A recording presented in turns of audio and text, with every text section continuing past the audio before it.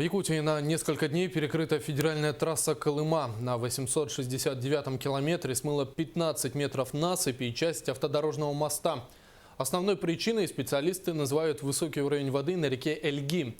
Как теперь перебраться на другой берег, попыталась узнать Светлана Поцелуева.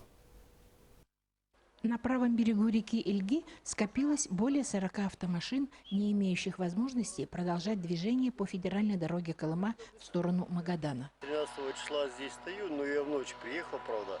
На протяжении 3 дней, вот пока я здесь стоял, никакого ни питания, ничего вообще не было. Не было представителей ни МЧС.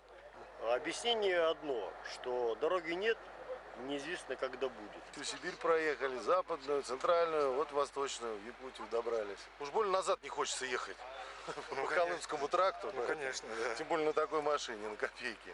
Более подробно о устранении разрыва трассы говорит начальник управления дороги Колыма Виктор Игнатьев. В понедельник выдвигается колонна из теплого ключа самосвалов. И колонна самосвалов у нас на Кубуме стоит. То есть как только все будет готово, только когда взрыв, и техника сразу начинает возить. Сюда бульдозер тоже поставим, сделаем съезд небольшой и все, и начнем. Объем большой смыть, нам необходимо в первую очередь пропустить транспорт. По информации единой диспетчерской службы района, уровень воды в реке нормализуется. Для устранения разрыва необходимо 4000 кубических метров скалы и грунта. Буровзрывные работы должны начаться сегодня.